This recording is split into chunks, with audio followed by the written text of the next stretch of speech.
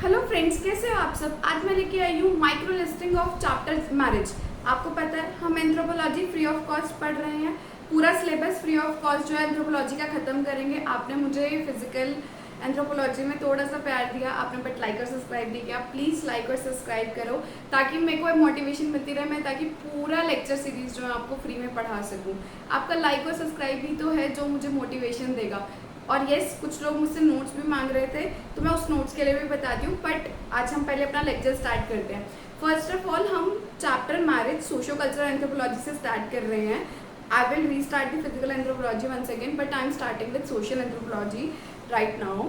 इसमें क्या है कि आपको कुछ टॉपिक्स दिए हुए हैं यूपीएससी के सिलेबस में, बट कुछ हिडन टॉपिक्स भी हैं जो इसमें एक्सप्लिसिटली मेंशन नहीं है बट इम्प्लिसिटली क्वेश्चन पूछे जाते हैं प्रीवियस ईयर क्वेश्चन से एनालाइज करके। मैं ये टॉपिक को एक्सप्लेन कर रही हूँ कि इसके अंदर क्या क्या पढ़ना है। माइक्रो लिस्टिंग दे रही हूँ इन शॉर्ट, जैसे हम जीएस में सिलेबस में करते हैं ना माइक्रो लिस्टिंग की। अगर सिर्फ अर्थक्वेक है तो अर्थक्वेक में हमें क्या क्या पढ़ना है, कि कहाँ पे सबसे ज़्यादा होते हैं, क्यों होते हैं, कैसे होते हैं, हम उसको कौन से जोन्स में डिवाइड कर रहे हैं, हम कैसे उसको रोक सकते हैं। सिमिलरली हम एंथ्रोपोलॉजी में माइक्रो लिस्टिंग करेंगे कि इन्होंने जो सिलेबस दिया हुआ यूपीएससी ने वो मैंने यहाँ पे मेंशन किया है, तो इसको कैसे पढ़ना है, क्या पढ़ना है, वो सब जो है वो हम इस वीडियो में जानने की कोशिश करेंगे। माइक्रो लिस्टिंग प्लीज़ शेयर करो, सब्सक्राइब करो, प्लीज़ सबकी हेल्प करो ताकि मुझे मोटिवेशन मिल सके।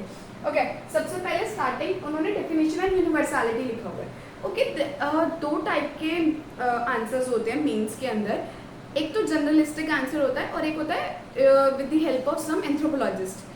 तो जो डिफरेंस ऑफ मार्क्स आता है कि कोई एक एंथ्रोपोलॉजिस्ट एक टॉपर है वो 320 स्कोर कर रहा है और कुछ जो है वो 200 की रेंज में रह रहे हैं, तो दोनों में डिफरेंस, मेजर डिफरेंस यही है कि वो एक एंथ्रोपोलॉजिकल अप्रोच के साथ आंसर लिख रहा है और कोई जो है वो एक जनरलिस्टिक आंसर लिख रहा है। For everyone, like everyone in India knows, everyone in the world knows what is marriage. Marriage is union of two people, है ना।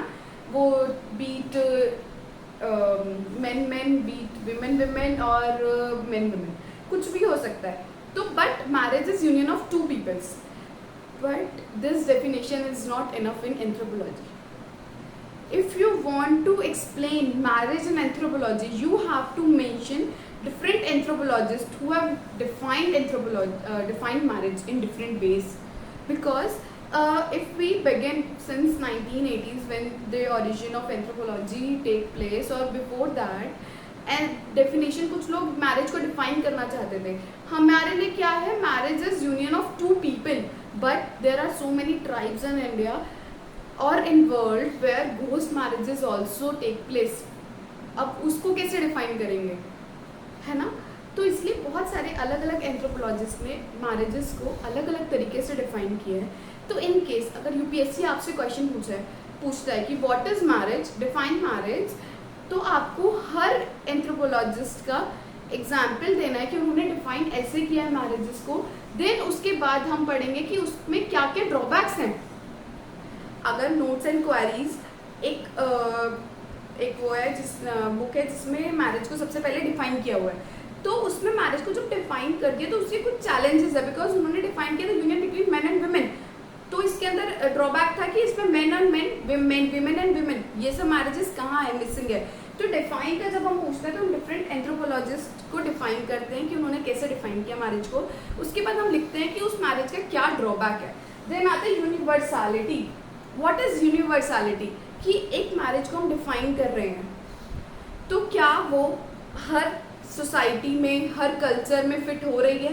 क्या मैरिज एक इंस्टीट्यूट जो है वो क्या हर इंस्टीट्यूट में फिट बैठता है, हर सोसाइटी में फिट बैठता है, उसको समझेंगे हम थ्रू यूनिवर्सलिटी।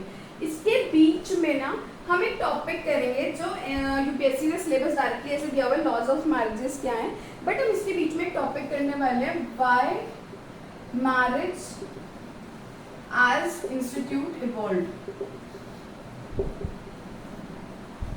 इसको हम फिजिकल एंथ्रोपोलॉजी के हिसाब से डिफाइन करेंगे कि पहले क्या था, हम क्वाड्रपेडल थे, लाइक 4 पैरों पे चलते थे जैसे आज डॉग्स काउस चलते हैं। फिर हम बायपेडल हुए, तो उससे कैसे इवॉल्व हुआ मैरिज एज एन इंस्टीट्यूशन और फैमिली एज एन इंस्टीट्यूशन और किनशिप एज एन इंस्टीट्यूशन, वो कैसे इवॉल्व हुआ, हम ये कनेक्ट करेंगे। एंड यूपीएससी इस साल या फिर नेक्स्ट ईयर पक्का ये क्वेश्चन पूछ सकता है कि मैरिज जो है वो एज एन इंस्टीट्यूशन कैसे इवॉल्व हुआ। तो हमें फिजिकल एंथ्रोपोलॉजी के साथ कनेक्ट करके, अगर आपको मार्क्स गेन करने हैं ना तो आपको दो एस्पेक्ट्स को कनेक्ट करना पड़ेगा। अगर आप मुझसे पढ़ रहे हो तो डेफिनेटली आपको ये चीज़ मिलेगी ही मिलेगी कि मैं फिजिकल एंथ्रोपोलॉजी के एग्जांपल्स आपको सोशल कल्चरल एंथ्रोपोलॉजी में दूंगी और सोशल कल्चरल एंथ्रोपोलॉजी के एग्जांपल्स फिजिकल एंथ्रोपोलॉजी में दूंगी। अगर हम इंटरकनेक्ट नहीं पढ़ेंगे तो सिलेबस आपके लिए चैलेंजिंग हो जाएगा। दूसरी चीज़, आपको अगर मार्क्स गेन करना है तो यू हैव टू इंटरकनेक्ट। एक एग्जामिनर को पॉइंट ऑफ व्यू जाना चाहिए कि हाँ इनको समझ आए कि what is basically anthropology is. Anthropology is not just about the study of man, it's all about studying various aspect of its culture and how we are connecting that. Okay, after that there UPSC has given laws of marriage. Okay, laws of marriage is कि society के अंदर क्या क्या follow होता है। For example, you can't marry to your brother, है ना, ये आपके घर में भी है कि आप अपने मम्मी पापा भाई बहन इनसे शादी नहीं कर सकते हो। तो कुछ लॉज बनाए हुए हैं। अगर आप एक हिंदू फैमिली से बिलोंग करते हो तो उसमें होता है कि अपने गोत्र में शादी नहीं कर सकते, गोत्र के बाहर ही शादी होती है, बट बनिया कम्युनिटी में ही होती है अगर आप हिंदू बनिया कम्युनिटी से हो तो ऐसे होता है। तो इन रोल्स को बोलते हैं एंडोगैमी एंड एक्सोगैमी। एंडोगैमी इसके विद इन इसी इंस्टीट्यूट में करनी है, एक्सोगैमी इससे बाहर करनी है। तो ऐसे होता है endogamy, hypogamy, hypergamy, hypogamy, incest taboo. Incest taboo एक बहुत ही इंपॉर्टेंट टॉपिक है। ऐसा इंपॉर्टेंट टॉपिक है कि ये एक अकेला 20 मार्क्स का क्वेश्चन बन सकता है कि they can ask you what is incest taboo. Incest taboo पे अलग अलग एंथ्रोपोलॉजिस्ट ने अलग अलग अप्रोचेस दिए हैं। लेवी स्ट्रॉस की अलग है कि आप इंसेस्ट टैबू का मतलब होता है कि ये वाली शादी आप नहीं कर सकते हो। For example, a guy cannot marry to his mother, a girl cannot marry to his father. Incest taboo इसकी ये सब चीज नहीं हो सकती, ये प्री डिफाइंड है। Sexual relationship cannot be established between a father and a daughter, a mother and a son. तो इसमें आता है incest taboo और ये बहुत ही important topic है। Then after types of marriages, types of marriages monogamy की एक मैन एक ही women से शादी कर रहा है, polygamy की एक मेल बहुत सारी फीमेल से शादी कर रहा है, पॉलीएंड्री एक वुमेन बहुत ज़्यादा मेल से शादी कर रही है, एक वुमेन बहुत सारे मेल से। For example, Mahabharat in Draupadi Mahabharata, she married to 5 sons of Pandavas, है ना। तो that is an example of polyandry and group marriages. और इसमें एक हिडन टॉपिक है घोस्ट मैरिजेस। ग्रुप मैरिजेस की बहुत सारे लोग जो हैं वो बहुत सारे मेल जो है बहुत सारी फीमेल से शादी कर रहे हैं। ओके, बट एक पॉलीगैमी पॉलीएंड्री ऐसे क्वेश्चन नहीं पूछा जाएगा कि पुराना टाइम नहीं है कि आपसे पूछा जाए what is type of marriages, what are type of marriages and also आप मेंशन कर दो पॉलीगैमी क्या है, पॉलीएंड्री क्या है, मोनोगैमी नो। अब क्वेश्चन पूछा जाएगा कि why polyandry exist, why polygamy still exist, ऐसा क्यों होता है। अगर आपने अभी रिसेंटली न्यूज़ पढ़ी हो, न्यूज़पेपर में आप पढ़ते हो, तो असम गवर्नमेंट ने पॉलीगैमी को बैन करने का डिसीजन लिया है। तो बहुत इंपॉर्टेंट हो चुका है पॉलीगैमी टॉपिक 2024 प्लस 2025 के लिए, 2025 के लिए ज़्यादा इंपॉर्टेंट है। तो हमें पढ़ना पड़ेगा कि पॉलीएंड्री जो है उसके रीजंस क्या हैं। एक म्यूड्रॉक नाम के एंथ्रोपोलॉजिस्ट हैं, उन्होंने स्टडीज की थी और उन्होंने कहा था कि 75% ऑफ सोसाइटीज जो है वो पॉलीगैमी को प्रमोट करती हैं, ओनली 25% सोसाइटीज ही हैं जो पॉलीगैमी को रोकती हैं। ऑब्वियसली उस टाइम से अब बहुत ज़्यादा इवॉल्व हो चुका है, अब सिमिलर सिचुएशंस नहीं हैं, बट अगर हम रिसेंट टाइम एग्जांपल्स लिखते हैं तो एक बहुत ही पॉजिटिव इंप्रेशन पड़ता है। अगर आप को रिसेंट टाइम एग्जांपल्स चाहिए तो अब मैं आपको टेलीग्राम का लिंक डाल दूंगी अपने डिस्क्रिप्शन में, आप टेलीग्राम ज्वाइन कर सकते हैं and I will try my best. अगर कुछ भी डेली में न्यूज़ में कुछ नया आ रहा है जो आप एज एन एग्जाम्पल ऐड कर सकते हो तो I will try to mention that. Okay, after that functions of marriage, biological function क्या है, नेसेसिटी फंक्शन क्या है, मतलब क्या फंक्शन है, मैरिज क्यों होती है, तो उसके फंक्शंस क्या क्या है। फॉर एग्जाम्पल, ताकि बच्चों का ध्यान रखा जा सके, है ना, ताकि बच्चे एक्सप्रेस हो सके। बायोलॉजिकल फंक्शन क्या है कि पेरेंट्स बने, सेक्सुअल यूनियन हुआ, किड्स है ना।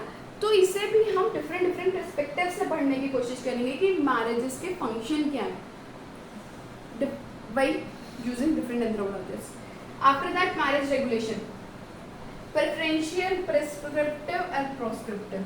प्रिस्क्रिप्टिव क्या होता है कि सोसाइटीज में वो मैरिजेस मनाए, जैसे जो मैंने इंसेस्ट टैबू बताया था, सिमिलरली वो that is an example of prescriptive. Preferential की इस टाइप की मैरिजेस होनी चाहिए। प्रोस्क्रिप्टिव सेकेंडरी टाइप ऑफ मैरिजेस जो होती है, फॉर एग्जांपल किसी के हस्बैंड की डेथ हो गई है, किसी की वाइफ की डेथ हो गई है, तो कैसे मैरिजेस होती हैं उसको हम पढ़ते हैं प्रिस्क्रिप्टिव में। ये सब हम पढ़ेंगे, इसका मतलब ये नहीं है कि सिर्फ हम इनके मतलब जान लेंगे तो डन, नो, हम हर चीज़ को एक एंथ्रोपोलॉजिस्ट के थ्रू पढ़ेंगे कि एक एंथ्रोपोलॉजिस्ट ने किसने क्या बोला है। फॉर एग्जांपल निधम एंथ्रोपोलॉजिस्ट है जिन्होंने क्लासिफिकेशन दी है, ठीक है, तो हम निधम के बारे में पढ़ेंगे कि Needham was a person anthropologist who gave this classification in which year, and then we will try to relate this with an real life example. For example Oraon tribe है, वहाँ पे प्रोस्क्रिप्टिव मैरिजेस को बहुत ज़्यादा प्रोत्साहन दिया जाता है, बहुत ज़्यादा मोटिवेट किया जाता है, तो हम उसके एग्जाम्पल्स के थ्रू पढ़ेंगे। लास्ट टॉपिक है marriage payment, bride wealth and dowry. Dowry, bride wealth बहुत कॉमन है सोसाइटीज़ में, जो अभी हम देखते भी हैं। इसके अलावा इसके अंदर हिडन टॉपिक्स हैं, लिव इन रिलेशनशिप्स जो अब प्रेवलेंट हुई हैं, वेज ऑफ एक्वायरिंग मेट,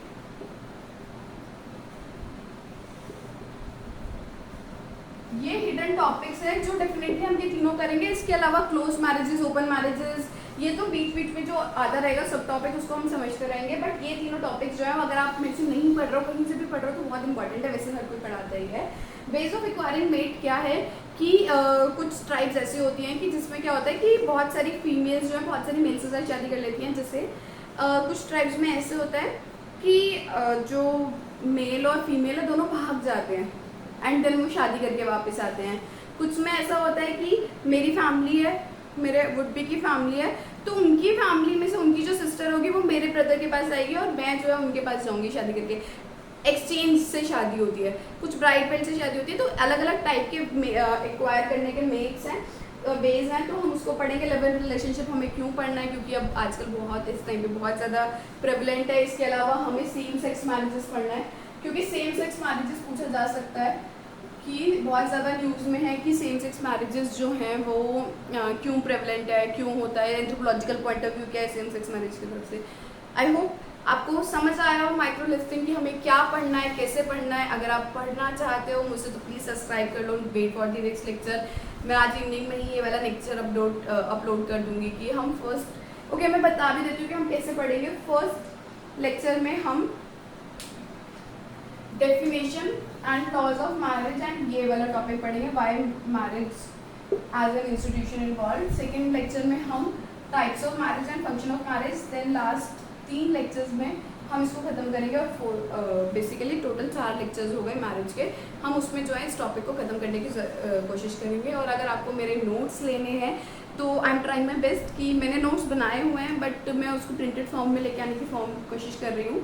तो till 30th of September I will try my best कि मैं फर्स्ट पेपर के तो एटलीस्ट आपको नोट्स दे दूँ। आप मेरी वेबसाइट पे लॉगिन कर सकते हो या फिर आप मेरे ऐप को डाउनलोड कर सकते हो, revisebetter.com ऐप है, प्ले स्टोर पे मैं लिंक प्रोवाइड कर दूँगी कमेंट सेक्शन में।